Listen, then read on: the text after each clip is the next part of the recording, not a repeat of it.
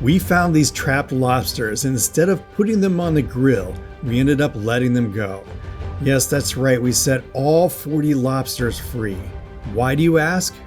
To be frankly honest, before I did this video, I didn't even really know.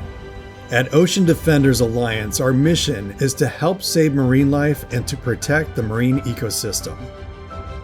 I was familiar with our mission, but I never really knew what critical role the lobster plays in the California ecosystem.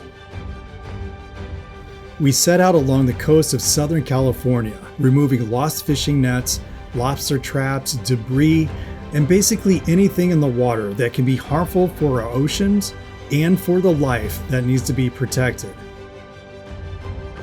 For more information on Ocean Defenders Alliance and how you can help or volunteer, please see the links in the description below. One day in July, we found 2 lobster traps along the coast of Southern California.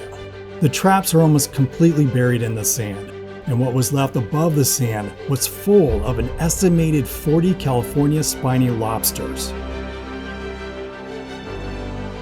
Normally we would hook a lift bag to the lost trap, fill it with air, and bring it back to the surface where we can remove it from the ocean. But these traps were buried too deep in the sand. We couldn't bring them back to the surface.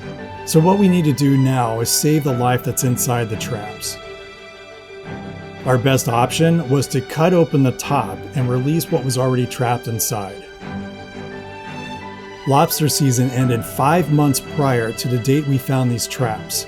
So these traps have been lost and trapping lobsters for at least 5 months. After a while, these lobsters will begin to eat the smallest lobster. The smell of a dead lobster will attract more lobsters and crabs. They will also end up trapped with the others and will eventually die, creating this unnecessary endless cycle to a loss of life. So why is this so important for us to release all of these lobsters back out into the wild? The California spiny lobster plays a critical part in the California marine ecosystem by eating the sea urchins. Sea urchins eat the roots of kelp, killing the kelp forest. Entire areas of the kelp forest can be lost if the sea urchin's population is not under control. Kelp provides food and shelter for the coastline ecosystem.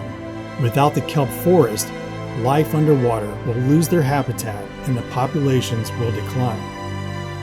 An estimated 850 marine species rely on the kelp forest for some part of the life cycle. Without predators like the California spiny lobster, sea urchins can flourish and decimate entire kelp forests. Okay, so we know what you're thinking. These lobsters would look really good on your plate. But at Ocean Defenders Alliance, our mission is to save life and to protect the marine ecosystems. These lobsters have a job to do, and we need to release them back into the wild. All of these lobsters were released and got a second chance at life. We were actually kind of surprised to see so many lobsters in one trap. All it takes is for one of our local sea lions or an octopus to find a trap like this and just eat everything that's inside.